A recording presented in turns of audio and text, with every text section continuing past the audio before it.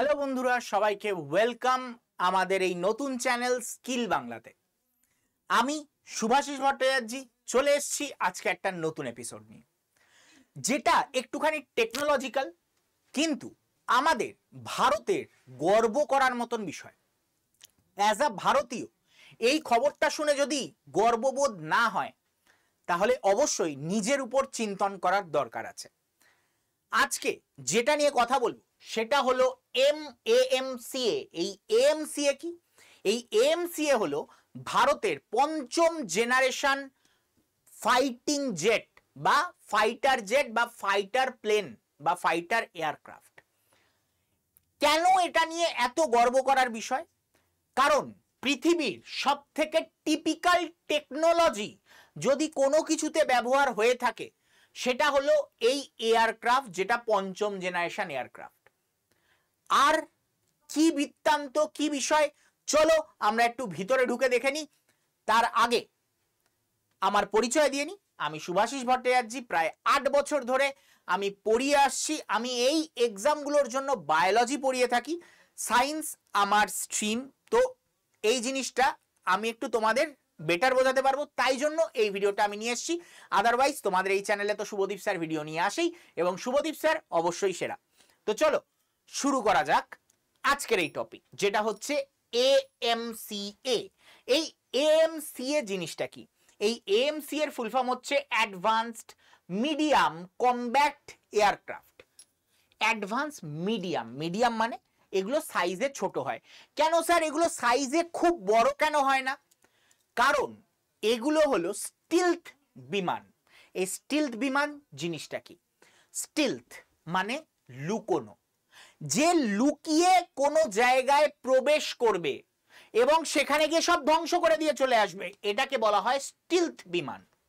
স্টিলথ বিমান কখনো মারাত্মক বড় হতে পারে না, প্রচুর অস্ত্র ক্যারি করে না, কিন্তু এর মেন কাজ কি? এ এমন ভাবে র্যাডারের মধ্যে লুকিয়ে গিয়ে ভিতরে ঢুকে এমন এমন জায়গা যেগুলো হয়তো বাইরে থেকে অ্যাটাক করা সম্ভব নয়, সেই সব জায়গায় অ্যাটাক করে চলে আসবে এবং কেউ টেরও পাবে না। তো চলো আমরা একটু এর বৈশিষ্ট্যগুলো দেখে নিই। এই স্টিলথ টেকনোলজি, এটাতে কি হয়? একটা র্যাডার, একটা গোটা র্যাডারে এই টোটাল প্লেনটা একটা গলফ বলের সাইজের আসবে। মানে ওই র্যাডারে ধরা পড়বে একটা গলফ বল কোনো কারণে আকাশে উড়ে বেড়াচ্ছে, বা ওরা সেটাকে পাখি বলে অ্যাভয়েড করে দেবে। ইন্ডিয়ান টেকনোলজিস্টরা তো বলছে যে এটা গলফ বলের সাইজেও আসবে না, হয়তো মাছির সাইজে দেখা যাবে। তার মানে পৃথিবীর সব থেকে ভালো টেকনোলজি, যেটা অন্য কোনো দেশ ইউজ করেনি, সেই রকম স্টিল টেকনোলজি এখানে ব্যবহার করা হচ্ছে। এবার বলবে পৃথিবীতে আর কারো স্টিল টেকনোলজি নেই? অবশ্যই আছে। দুটো দেশের অবশ্যই রয়েছে। এক, যে স্টিল বিমান তৈরি করেছে যেটা হচ্ছে ইউএসএ। দুই হচ্ছে রাশিয়া। চায়না নিজে দাবি করে যে তাদের স্টিল বিমান রয়েছে, কিন্তু সেটা আপাতত পেপারে প্রমাণিত, এখনো পর্যন্ত কোনো প্রমাণ সেইভাবে নেই, কিন্তু আমেরিকা এবং রাশিয়ার আছে, সেটি প্রমাণিত। এইবার ভারত যদি বানিয়ে নেয়, আমি যদি ধরেও নি চায়নার আছে, তাহলে ভারত চতুর্থ দেশ হবে এই টেকনোলজি তৈরি করাতে। এবং এই টেকনোলজি হলো পৃথিবীর সব থেকে কমপ্লিকেটেড টেকনোলজি। ভারতীয় বৈজ্ঞানিকরা কোথাকার? হ্যাল এবং ডিআরডিওর বৈজ্ঞানিকরা একসাথে মিলে এই স্টিলথ বিমান তৈরি করার কাজ চালাচ্ছে। এবং এই স্টিল বিমানের বৈশিষ্ট্যগুলো যদি আরেকটা ভালো করে দেখি, multi role capability. Multi role ক্যাপাবিলিটির মধ্যে কি পড়ছে? মানে একাধিক কাজ এরা করতে পারে। কি ধরনের কাজ? Deep penetration strike. Sir deep penetration strike কি জিনিস? ডিপ পেনিট্রেশন স্ট্রাইক হলো ভিতরে, ঘরের ভিতরে ঢুকে গিয়ে মেরে চলে আসবে।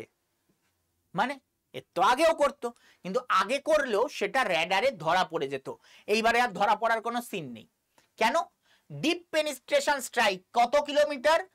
1620 kilometre combat range. Combat range বলতে কি বোঝায় বলো তো? 1620 কিলোমিটার যাবে, 1620 কিলোমিটার ফেরত আসবে, এটাকে বলা হয় কমব্যাট রেঞ্জ। এইবার আমরা ভালো করে একটু পাকিস্তানের সাইজটা বুঝে নিই। পাকিস্তানের এই পয়েন্ট থেকে এই পয়েন্টের দূরত্ব কত জানো? এই টোটালটা কত আন্দাজ আছে? 1600 কিলোমিটার মাত্র। যদি পাকিস্তানের এই পয়েন্ট থেকে এই পয়েন্টটা যদি 1600 কিলোমিটার হয়, এটা আরো কম, কত? 885 কিলোমিটার। মানে ভারত এইখান থেকে গিয়ে একবার যাবে একবার আসবে, একবার যাবে একবার আসবে, মানে একবার গিয়ে মারলো, মেরে চলে এলো, তারপরে মনে বলে ও আরেকটা জায়গায় না বোম ফেলতে ভুলে গেছি, আবার গিয়ে মেরে আবার চলে আসতে পারবে। এতটা বড় এর কমব্যাট রেঞ্জ, এতক্ষণে উঠতে পারে। মোট তাহলে কতক্ষণ উঠতে পারে? বলা হচ্ছে যে তোমার 3240 কিলোমিটার এ টোটাল উড়ে বেড়াতে পারে। 3240 কিলোমিটার মানে পাকিস্তানের এই প্রান্ত থেকে এই প্রান্ত গিয়েও আবার ফেরত চলে আসতে পারবে, এতখানি ফিউল এ ক্যারি করে। ঠিক আছে, তার মানে বুঝতে পারছো যে এর ক্যাপাবিলিটি কত। তার ফলে আমাদের ভারতের পাঞ্জাবে যদি বসে এই প্লেনটাকে রেখে দেওয়া যায়, তাহলে যে কোনো মুহূর্তে এটা গিয়ে পাকিস্তানের অপর প্রান্ত কুয়েটটাতে গিয়েও অ্যাটাক করে আসতে পারবে। বালুচিস্তান নিয়ে পাকিস্তান ভয়ে কাঁপবে। কেন? কারণ বালুচিস্তান ওর একেবারে রেঞ্জের মধ্যে। যখন বালুচিস্তানে প্রয়োজন, যা ইচ্ছা প্রয়োজন, বালুচ আর্মিদের, যারা বালুচ লিবারেশন আর্মি, এদের যদি কারুর কোনো কিছু প্রয়োজন হয়, ইন্ডিয়া কিন্তু খুব সহজে এখানে গিয়ে কিন্তু কাজ সেরে দিয়ে চলে আসতে পারবে, কেউ ধরতেও পারবে না। এবং ধরতে না পারার পিছনেও একটা কারণ আছে, এর স্পিড। এখানে এর পরের পেজে আছে, দেখতে পারবে 1.8 ম্যাক্স স্পিড, মানে সাউন্ডের থেকে 1.8 গুণ জোরে যায়। তার মানে কত কিলোমিটার পার আওয়ার এর স্পিড? 2222 kilometre per hour. তার মানে অ্যাপ্রক্সিমেটলি 45 মিনিটে ওরা কুয়েটটাতে গিয়ে আবার ফেরতও চলে আসবে। প্লেনটার এতটাই স্পিড। কি বললাম? 45 কিলোমিটার দূর, 45 মিনিটের মধ্যে তারা কুয়েটটায় গিয়ে বোম ফেলে কাজ সেরে ফেরতও চলে আসবে, কেউ বুঝতেও পারবে না, চোখের নিমিষে কাজ হয়ে যাবে। বুঝতে পারছো কতটা পাওয়ারফুল এটা, আর কতটা দরকার ছিল এটা ভারতের, আজ বুঝতে পারা যাচ্ছে। কারণ না হলে এই যে কুকুরের মতন দেখতে যে ম্যাপটা যেটা দেখতে পাচ্ছ, পাকিস্তানের ম্যাপ, এদেরকে শায়েস্তা করা যাবে না। এদেরকে একটাই উপায়, এদেরকে চুপ করে বসিয়ে রাখার এমন কিছু আমাদের হাতে দরকার, যেটা এদেরকে নাস্তানাবুদ করে ছেড়ে দিতে পারে। তো চলো আরেকটু দেখে নি ডেপথে গিয়ে। এদের আরেকটা টেকনোলজি হচ্ছে suppression of enemy air defence, যেটাকে বলা হয় শেড। কি জিনিস? অন্যান্য এয়ার ডিফেন্স সিস্টেম এটাকে ধরতেই পারবে না যে এরকম কিছু একটা ভিতরে প্রবেশ করেছে, এবং অ্যাটাক করা তো দূর কথা। আমরা দেখেছি যে পাকিস্তান থেকে যত মিসাইল এসছে, যত প্লেন এসছে, ড্রোন এসছে, সব কটাকে ভারত মেরে নামিয়ে দিয়েছে। তার পিছনে সবাই বলছে যে S-400 একটা বড় এর কৃতিত্ব রয়েছে। আমি বলবো খালি S-400 নয়, আরেকটা আছে আকাশ তীর। আকাশ তীরের একটা বড় গুরুত্ব ছিল এইগুলোকে মেরে নামাবার। কিন্তু মেরে নামাতে পেরেছিল কেন? কারণ আমাদের র্যাডার সিস্টেম স্ট্রং, তাই। কিন্তু এই জিনিসটা এমন, যত স্ট্রং র্যাডার সিস্টেম হোক ধরাই তো পড়বে না, কারণ শেড টেকনোলজি এখানে ব্যবহার হয়েছে। এর গায়ের উপরে এমন একটা কালারের প্রলেপ থাকবে যে, আর এর স্ট্রাকচারটা হয় হানিকম মেজর টাইপের। তার ফলে ম্যাক্সিমাম রেডিয়েশন কি করে, সোক করে নেয়। তার ফলে অপর পক্ষে খবরই পৌঁছাবে না, অপর প্রান্তে খবরই পৌঁছাবে না যে এখান দিয়ে কোনো একটা প্লেন ঢুকে গেছে। ওকে, ক্লিয়ার? আরেকটা হচ্ছে electronic warfare mission. Electronic warfare মানে এটা অনেক সময় তোমার ওই রেঞ্জের মধ্যে যে র্যাডার পড়ছে সেটাকে অকেজও করে দিতে পারে। বিভিন্ন হ্যাকিং সিস্টেমের মাধ্যমে এটা কি করতে পারে, ভিতর দিয়ে অকেজও করে দিতে পারে। এবং আরো মারাত্মক টেকনোলজির ব্যাপারে শুনলে তুমি অবাক হয়ে যাবে। Advance avionics and sensor fusion, যেটা একটা এআই ইনবিল্ট একটা টেকনোলজি, যার মধ্যে নেট সেন্ট্রিক ওয়ারফেয়ার টেকনোলজি থাকবে। নেট সেন্ট্রিক ওয়ারফেয়ার মানে এরা ডিকোড করতে মানে ডিকোড করতে সক্ষম হবে কিসের? পাকিস্তান, ধরো পাকিস্তান অ্যাটাক করতে ঢুকেছে, সেই মুহূর্তে পাকিস্তান আর্মি কোনো একটা রেডিও ওয়েভের মাধ্যমে খবর দিচ্ছে যে এদেরকে এইভাবে নাস্তানাবুদ করতে হবে। এর সঙ্গে সঙ্গে ওই রেডিও ওয়েভটা ক্যাচ করে নিয়ে ডিকোড করে দেবে যে কি বলতে চাইছে পাকিস্তান আর্মি, সঙ্গে সঙ্গে সেই অনুযায়ী ও কাজ করতে শুরু করে দিতে পারবে। তো এটাকে বলা হয় নেট সেন্ট্রিক ওয়ারফেয়ার। ঠিক আছে, এটাকে বলা হয় NCW, এটাকে শর্টে বলা হয় NCW। এই NCWর মাধ্যমে এরা কি করতে পারবে, শত্রুপক্ষ কি বলতে চাইছে, কিভাবে অ্যাটাক করতে চাইছে, এটা ডিকোড করে নেবে। এবং তার সাথে ম্যানড অ্যান্ড আনম্যানড টিমিং করতে সক্ষম, যেটা বলা হচ্ছে 6 জেনারেশন আরো ভালো করতে পারবে। 6 জেনারেশন মাথায় রাখবে, 5th জেনারেশন যদি চলে আসে 6 জেনারেশন খুব তাড়াতাড়ি চলে আসবে। কেন? কারণ এর মধ্যে মানে 6 জেনারেশনের জন্য যেই টেকনোলজি দরকার ভারতের মাথায় সেই টেকনোলজি আঁকা হয়ে গেছে। ভারতের 5th জেনারেশনটা দরকার। স্টিলথ হওয়াটা মেন হচ্ছে এখানের ক্রাইটেরিয়া।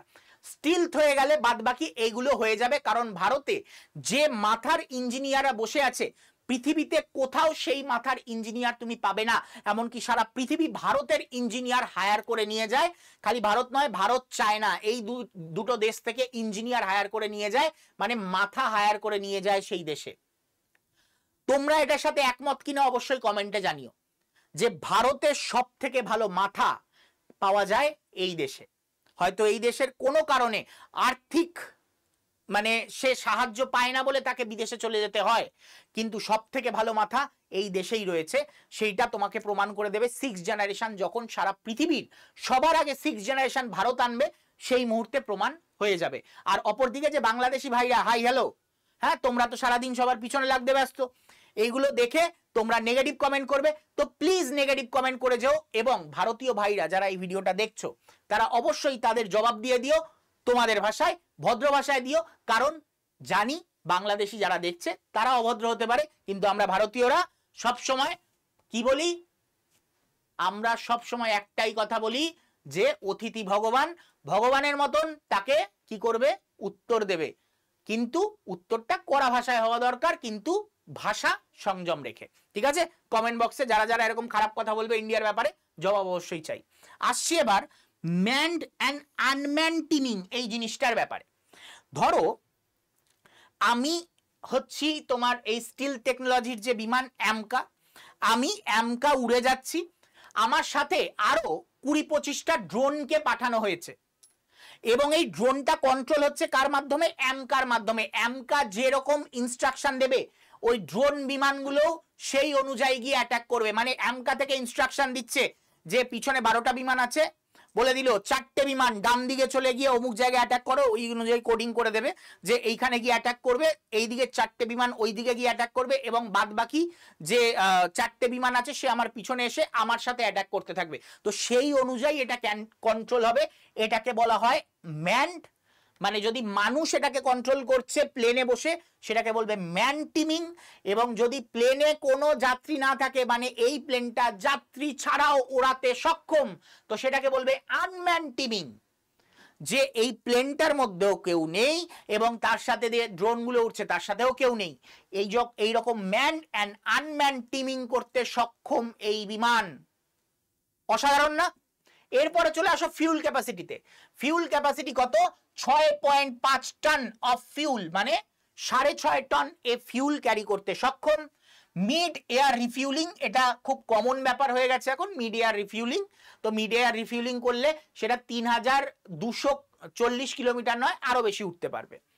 তারপরে আসছে টুইন ইঞ্জিন মিডিয়াম ওয়েট।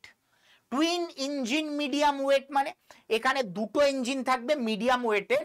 আপাতত আমেরিকান কোম্পানির JE414 যেটা MK1 ভেরিয়েশনে ব্যবহার হবে, যেটা ফার্স্ট ভেরিয়েশন, এই MK1 ভেরিয়েশনে GE414 ইঞ্জিন ব্যবহার হবে। কিন্তু এরপরে এর স্পিড আরো বেড়ে যাবে, তার কারণ হচ্ছে 110 কিলো নিউটনের ইঞ্জিন এবার ব্যবহার হবে, মানে 55 কিলো নিউটনের দুখানা ইঞ্জিন এর মধ্যে ব্যবহার হবে। তো 55 নিউটনের দুটো ইঞ্জিন ব্যবহার হলে 110 কিলো নিউটন হয়। কিলো নিউটন একবার বলে দিচ্ছি তোমাদের ছোট ভাষায়, এটা হচ্ছে ধরো একটা 1 কেজির বস্তু, এটাকে 1 নিউটন বল প্রয়োগ করলে যে পরিমাণ শক্তি উৎপন্ন হবে সেটাকে আমরা কি বলবো? 1 কিলো নিউটন। তাহলে এইখানে 110 কিলো নিউটন বল প্রয়োগ হবে। ঠিক আছে? 110 কিলো নিউটন বল প্রয়োগের ইঞ্জিন এখানে ব্যবহার করা হবে, যার ফলে এই স্পিডটা আরো বেড়ে যাবে। যেটা 1.8 ম্যাক আছে, এই স্পিড তখন আরো বেড়ে যাবে। এবং এই ইঞ্জিনটা আমাদের ভারত নিজে তৈরি করছে, যার নাম কাভেরি ইঞ্জিন। এই কাভেরি ইঞ্জিন নিয়ে রিসেন্টলি অনেক টুইটারে তোমরা দেখতে পাবে এটা নিয়ে টুইট উড়েছিল এবং ট্রেন্ডিং চলছিল। ফান্ড কাবেরী ইঞ্জিন, কেন এই টুইটার ক্যাম্পেইন চলছিল সেইটার ব্যাপারে যদি জানতে চাও অবশ্যই কমেন্ট করে জানিও, এবং যদি জেনে থাকো যে ফান্ড কাবেরী ইঞ্জিন কেন করা হচ্ছে এই টুইটার ট্রেন্ডিং, তাহলে কাবেরী ইঞ্জিনের ব্যাপারে যদি ডিটেল জানতে চাও কি এমন আছে কাবেরী ইঞ্জিনে, তাহলে অবশ্যই কমেন্ট বক্সে কমেন্ট করে জানিও। আমি কাবেরী ইঞ্জিন নিয়ে আলাদা একটা ভিডিও বলে দেবো বা মানে করে দেবো, যেখানে কাবেরী ইঞ্জিনের ব্যাপারে ডিটেলস থাকবে যে এটা আসলে কি জিনিস। ঠিক আছে, এইবার আসছি তোমার ইন্টারনাল ওয়েপেন্স বে। ইন্টারনাল ওয়েপেন্স বেতে দেখা যাচ্ছে 6.5 টন ওয়েপেন ক্যারি করতে পারবে এটি। 6.5 টন ওয়েপেন মানে তোমাকে একদম সহজ ভাষায় যদি বলি, ব্রাহ্মস মিসাইলের নিউ ভার্সন যেটা আমাদের প্লেনের জন্য আসছে, এয়ারক্রাফটের জন্য আসছে, সেটাকে যদি দেখি এক একটার ওয়েট হবে 1.5 টন। 1.5 টন যদি একটার ওয়েট হয়, তাহলে মোটামুটি 4খানা ব্রাহ্মস মিসাইল, মানে বুঝতে পারছো একটা ব্রাহ্মস মিসাইল সব ধ্বংস করে দিতে পারে। একটা ব্রাহ্মস মিসাইল সব ধ্বংস করে দিতে পারে, সেখানে 4খানা ব্রাহ্মস মিসাইল ক্যারি করতে পারবে, এই রকম টেকনোলজি এখানে করা হচ্ছে।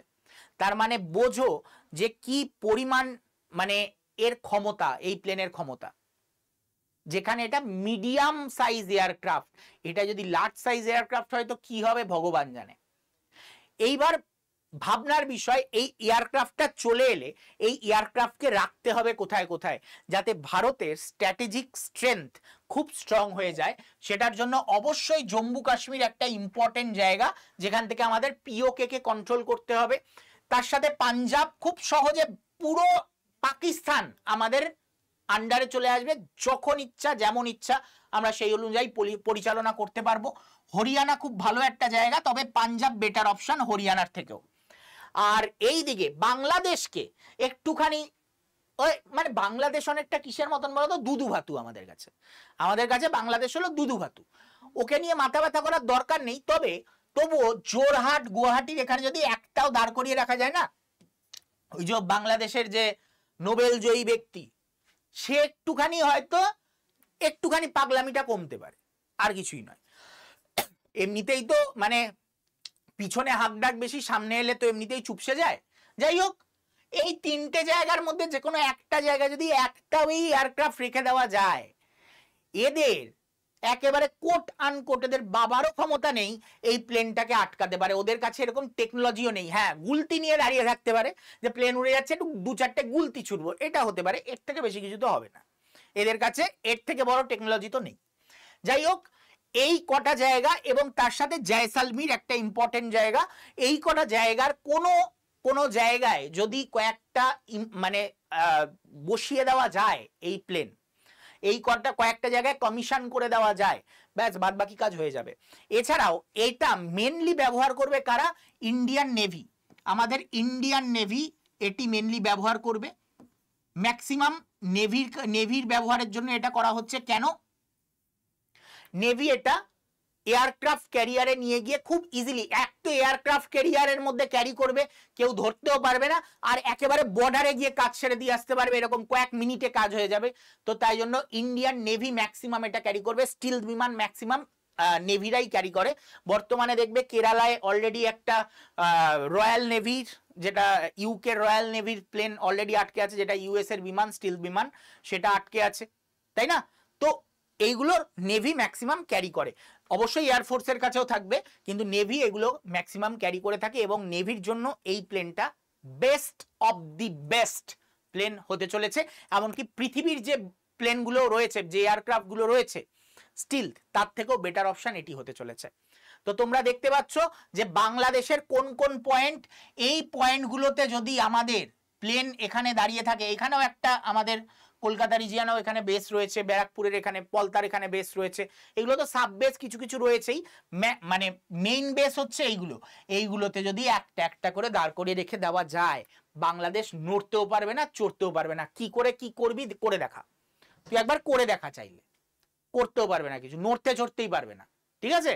এবং আরেকটা জিনিস, পাকিস্তানের ক্ষেত্রে কি বললাম, মাত্র 885 কিলোমিটার এর মানে হচ্ছে 885 কিলোমিটার পাকিস্তানের ক্ষেত্রে, আর লম্বায় কত 160 কিলোমিটার, পরীক্ষায় কোয়েশ্চেনও দেয়, ঠিক আছে, সরি 1600 কিলোমিটার লম্বায়।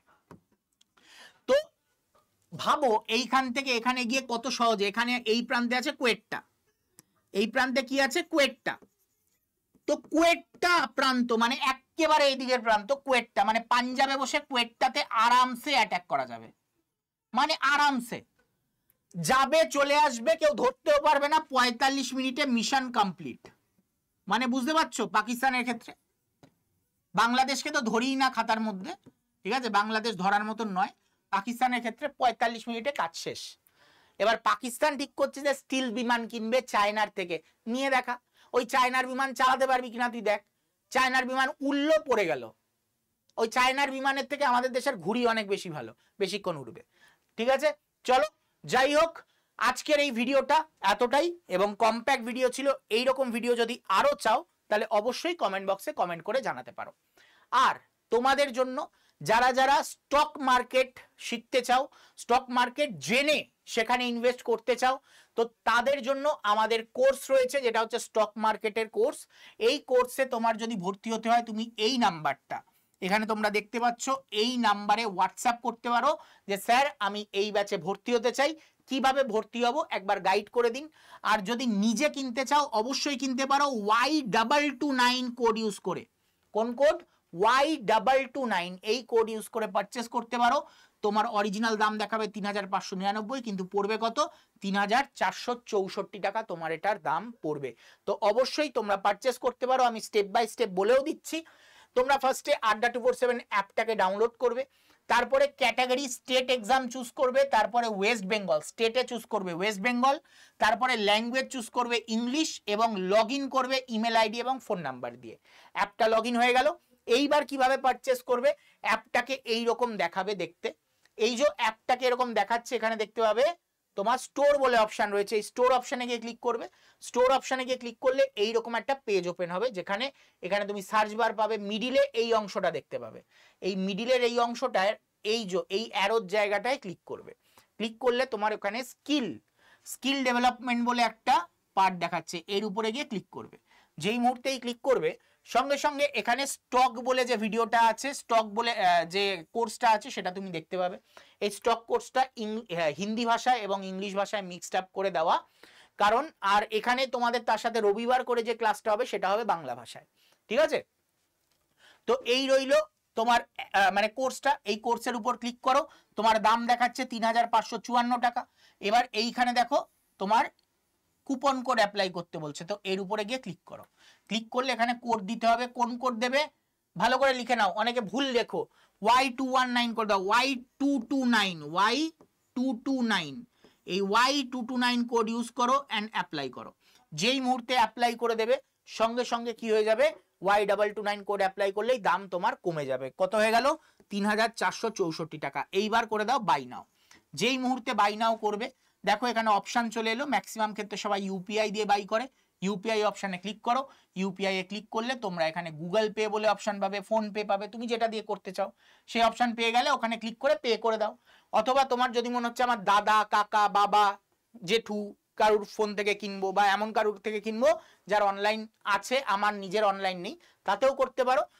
যার থেকে টাকা পে করতে চাইছো তার গুগল পে বা ফোন পের নাম্বারটা, হ্যাঁ, তো এইখানে তুমি বসিয়ে দিতে পারো। বসিয়ে দিলে এবার কন্টিনিউ করবে, তার কাছে একটা রিকোয়েস্ট যাবে, পেমেন্ট রিকোয়েস্ট। ওই পেমেন্ট রিকোয়েস্টে সে পে করে দিলেই সঙ্গে সঙ্গে তোমার কাছে কোর্স চলে আসবে। তুমি কোথায় কোর্সটা দেখতে পাবে? তুমি কোর্স দেখতে পাবে এই যে তোমার এখানে অ্যাপটা দেখাচ্ছে, এখানে দেখো মাই কন্টেন্ট বলে তলায় অপশনটা দেখাচ্ছে, এই মাই কন্টেন্টে ক্লিক করো। তোমার এই যে এই পেজটা খুললে, এবার এটা নিচের দিকে গেলে তুমি এটা এরকম ভাবে উপর দিকে করবে, তোমার কোর্স যেটা কিনেছো, যেই কোর্সগুলো কিনেছো সেগুলো সব দেখাবে। তো সেই কোর্সটার উপরে ক্লিক করো এবং ক্লাস দেখতে শুরু করে দাও। ওকে, তো চলো দেখা হবে তোমাদের সাথে অন্য কোনো আমার ভিডিওতে। ততক্ষণের জন্য টাটা, গুড বাই, বিদায়। আর তোমাদের আরেকটা কথা বলছি, ভিডিওটা যদি ভালো লেগে থাকে অবশ্যই ভিডিওটাকে লাইক করে দাও এবং ভিডিওটাকে শেয়ার করতে ভুলো না, তোমাদের বন্ধু বান্ধব সবার সাথে শেয়ার করে দাও। আর কি বিষয়ের উপর ভিডিও চাও ডিটেল ভিডিও যেখানে সায়েন্স থাকবে এবং সায়েন্সটাকে এলাবোরেট করে বোঝার দরকার পড়বে, সেগুলো অবশ্যই কমেন্ট করে জানিও, আমি তোমাদের সেই ভিডিও নিয়ে আসবো। দেখা হচ্ছে তোমাদের সাথে অন্য কোনো ভিডিওতে, ততক্ষণের জন্য টাটা, গুড বাই, বিদায়।